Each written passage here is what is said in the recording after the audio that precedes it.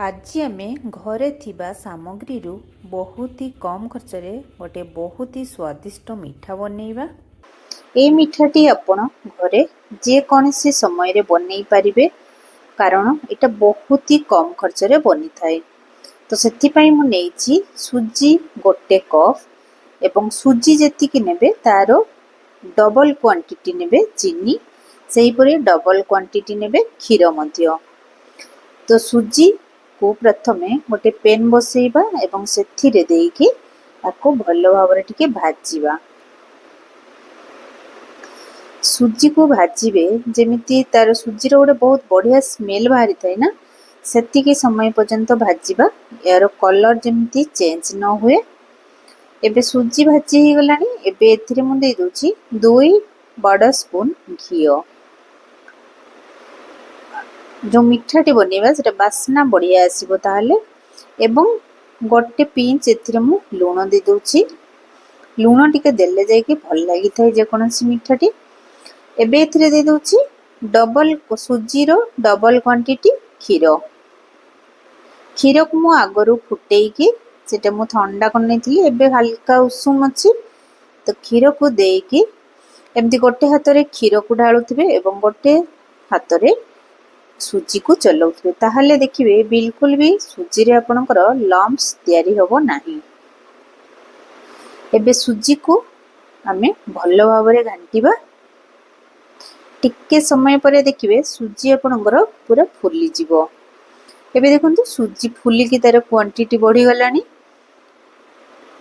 एई process T आपण low flame रे करिवे ताहले एटा बेसी भलो होबो, नहले कढ़ाई तळु लागि जिवो। जेतेले देखिबे सुजी एमिति गोटे जगह रे एकठा हे जाउची बा गुछे ही जाउची सेतेले जानिबे जे हमर एई डोटी प्रस्तुत हो गलानी। एबे याकू घोड़े की 10-15 मिनिट पई रखि नबा। ता भितरे चलंजु आमे मिठा पई चासनी बनै नबा। तो मु प्रथम रो कहितली जे जेतिकी सुजी नेछि तार डबल क्वांटिटी मु नेछि चीनी एवं जेतिकी चीनी देबे सेतिकी ही पानी देबे। ए मेजरमेंट गुडी को जदी आपण भलो भाबरे ध्यान देबे ताले आपणकर मिठाटी परफेक्ट बनिबो।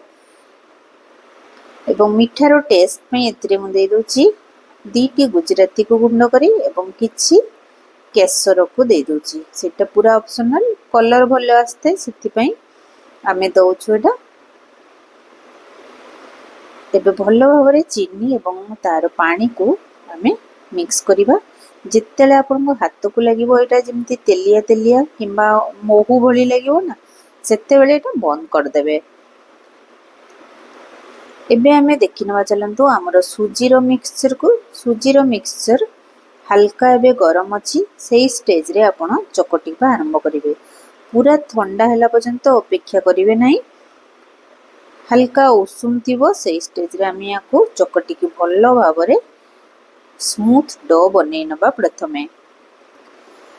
तापरे एथिरे हमें मिसेबा 2 बड़ स्पून बा 3 स्पून एथिरे अमूल दउछि मु मिल्क पाउडर एवं गोटे स्पून देली एथिरे मैदा। बाइंडिंग टा भलो होबा पई एथिरे मैदा देली एवं बासना पई देली गुजराती पाउडर एवं एथिरे दे दोछि 2 पिंच रो देखली मु देली खाइबा सोडा। बेसी खाइबा सोडा देबे नै, नहले एटा जेतेले आपण बनेबे ना सेटा फाटी जिवो।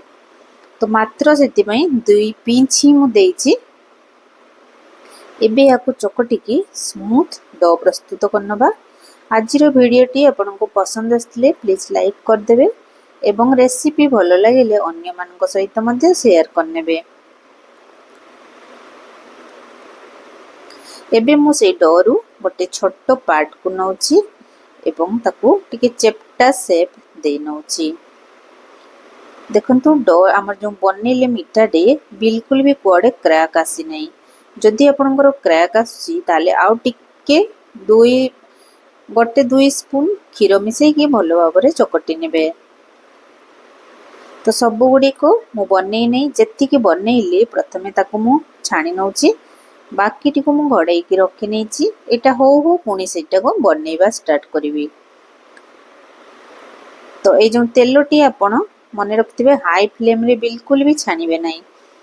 याको आमे मीडियम फ्लेम रे छाणीबा नहले कोन हबो ना ऊपर क्रिस्पी हो भितरु आपनकर कंचा कंचा रहि जिवो ताले सेटा भलो भाबरे चीनी सिरा को सक करि परिबो नै। एबे गोल्डन ब्राउन हैला पर्यंत आमे एई मिठा गुडी को भलो भाबरे छाणी नबा। देखा जाउछि ना पूरा गुलाब जामुन परिका केते सुंदर भाबरे देखा जाउछि देखंतु। एबे याको आमे बाहर करनबा हमर गोल्डन ब्राउन कलर पूरा बहुत ही बढ़िया भाबरे हे जाइछि। एबे बाकी मध्य मिठा गुडी को आमे बन्नै की छाणी नबा।